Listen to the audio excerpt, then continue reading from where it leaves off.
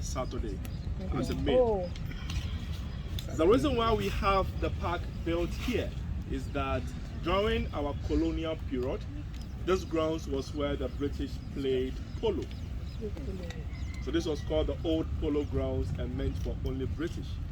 Natives or locals were not allowed to come here. In their own land. So when it was due for us to gain independence, symbolically and also to spite the British, Kwame Nkrumah came here where he made his independence declaration. So that's the importance of the park built on this particular ground. So as part of our tour, we'll visit the museum where we have his pictures and some of his personal items. We also have a mausoleum right there where he was laid to rest. And there's also his statue and other ones on that side. So I suggest we'll start from in there, much cooler, take some pictures on that side, and we come to the museum. And as the tour goes on, if you have any questions, please you can ask them. And we are allowed to take pictures as well, except inside the museum. But anywhere outside, you can take shots. So, and when the tour is over, I will need two from you, two people, a male and a female, to sign a guest book on behalf of the groups. So you decide on who and who. Okay. So let's come this way. It's very fun. Everything is okay.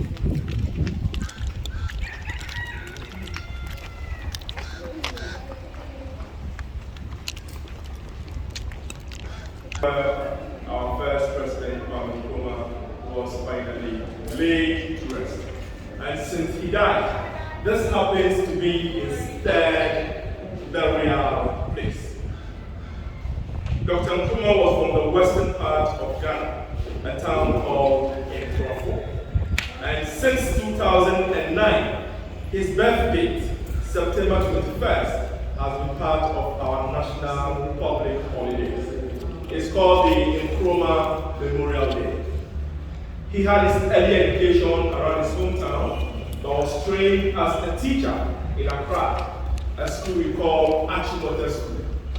He completed, taught for a while, but whilst teaching, he met Dr. Nnamdi Azikiwe from Nigeria. After interactions, he was advised to study abroad. So Nkrumah also applied to Lincoln University, where Nnamdi attended, where he got admitted on the scholarship. So he studied economics, sociology, and biology. Later, University of Pennsylvania, where he had his master's degree. He read education and philosophy. Finally, London School of Economics, where he had his PhD. But he was in England studying when he got an invitation of the first political group that was formed here for him to return and help the struggle for independence. So he came and joined them. They were called the United Gold Coast Convention.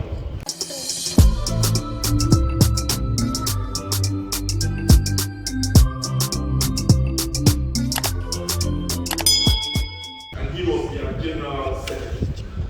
A year and a half later, he left that group and formed his own political party, which is called CPP, or Convention People's Party. He left the first group due to issues of ideology. He was radical, so was saying independence or self-government now. His friends were saying later, or in the shortest possible time. And later, to put some kind of pressure on the colonial government for independence, Kwame Nkrumah declared what he called positive action against British colonial rule. By that, he was organizing a lot of protests against the British for independence. And his catchphrase was that we prefer self-government with danger to servitude in tranquility. That brought a lot of chaos. So the colonial government had Nkrumah arrested. They charged him for organizing an illegal strike and also treason. So they sentenced him to serve a 3-year jail term at James Fort Prison, which is just now, I think, just before. But whilst he was still in prison, our people were putting pressure on the colonial government so he could be released. That forced the British to organize elections to elect people into our first local parliament. And luckily for him, his name was also added to the ballot mere formality. But it became a mistake for them because when elections were over, he actually won. So that forced them to release him from jail. And they only released him because he won. He came out and became leader of government business, worked with the British until it was due for us to gain independence. So on 6 March 1957, he chose this grounds where he made his speech. So in fact, where you find his complete statue mounted was exactly where he delivered his independence speech in 7. He became our prime minister, and Ghana was the first country south of the Sahara to get independence. So when he was making his speech, he said, among other things, that Ghana's independence meant nothing to him, unless other parts of the continent, still under colonial rule, were all liberated. So he actually inspired and influenced independence across the African continent. Soon he became our prime minister, while the Queen of England remained our head of state. Until 3 years later, July 1st, 1960, Ghana became a republic. Then he was sworn in as our first president. So he led us and did what he could for us. He was someone who had strong socialist beliefs. So all his policies were driven by that, but unfortunately, it eventually got him on the bad side of some key Western countries, the US especially. That, at the point, the US government also held back foreign aid to Ghana because of his socialist stance. That made him to look elsewhere for aid to build his country, and he got him closer to most of the key communist countries. So Cuba, the Soviet Union, and China. And because they were communist, he was later branded communist by the US. And after most countries on the African continent had gained independence by the early 60s, he and some leaders helped to form the OAU, now the AU. But later, some of them also held a strong view that political unity alone for Africa was not enough. But we also need to unite economically so we could protect our natural mineral resources from continuous foreign exploitation. That made him a threat and a target for Western attack. So unfortunately for him, in 1966, 24th of February, his government was overthrown in the first military and police coup d'etat in Ghana. He was then not in the country, he had taken a trip abroad. He was on his way to Vietnam, when the coup happened behind him. So when he returned home, there was exile to Conakry, Guinea, where he was accepted and also made co-president of Guinea because of the role he also played in Guinea's independence struggle much later. That was where he lived till he fell sick in 1971. They took him to Romania for medical treatment, where he died of prostate cancer in 1972 at 63 years old. So they allowed him in Romania and took him back to Guinea, where he was given a state funeral and burial as co-president. But 3 months later, they transferred him from Guinea back to his family house in Ghana, because by the time he died, unfortunately his mother was still alive. And he happened to have been the mother's only child. So she asked that she be brought back home. So that is where he was until when Ghanaians thought he deserved a proper national memorial. So this park was built in 1991 by our then head of state, the late J.J. Rawlings. So when he finished here, he was then transferred from his family house to this place. So his third and hopefully his final resting place. And to make a more practical statement to his talk about Pan-Africanism, he eventually married an African. His wife was an Egyptian. Her name was Kwame Nkrumah, and their union was also a politically arranged one. It was done by the then Egyptian president, Gamal Abdel Nasser. It was an attempt to unite Arab Africa to Sub-Saharan Africa. And they have 3 kids from the marriage who are all surviving. But before he married her, he had a son from an earlier Ghanaian relationship. So they are all four. And two of them are also active politicians currently in Ghana. That's the only daughter and the youngest son.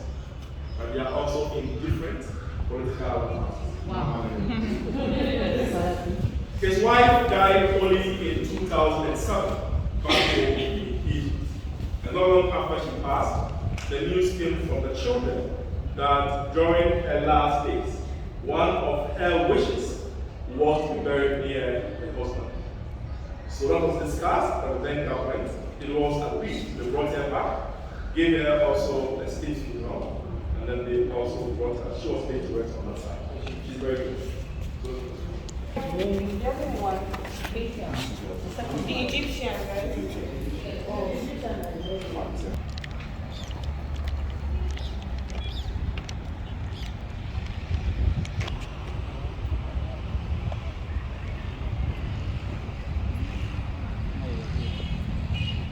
Made his independence declaration in 57. And on that night, because Ghana was independent, among those in the crowd listening to him was Martin Luther King Jr. Wow. Now he came when Nkrumah gave his independence speech. That is pure. Wow, That is bronze Martin from Luther King. Italy. Came here. And his posture means forward ever, backwards never. That is a slogan of his political party, CPP. In Ghana, especially in the south, when we have a festival or a big occasion and the chief or the king is coming, often some of his servants go ahead of him. Horns are also blown to announce the person's death. So symbolically, they are doing the same thing for him. Okay. But the only difference is that they blow the horns in real life while standing. They don't kneel. But here they are kneeling because they are giving him honor or respect. And we have 7 of them on each side. To us, the number 7 represents the completion of creation. That's 7 days of the week. And I'm sure you are taking a good picture, right? Yes. A good picture first, then the late Nelson Mandela of South Africa. We have a tree by Robert Mugabe and others. And in 1961, he got a gift from President Kennedy. A car. John Kennedy of the US. It's a Cadillac. It's parked. Was it the car that was parked Can there? we stop it? We'll come back. We'll come back. We'll go back. That was one of his statues which was made after independence, originally complete. And this used to stand in front of our old Parliament House. But during the coup that took down his government, in the process, all of his things were vandalized. So the statue was also attacked. That's why it's like that. Even the head 9, that someone returned it. Yeah. That's, yes, someone had it for all these years. Why? Wow. The head. Was the person arrested? Wow, that's Yeah, so no pictures inside.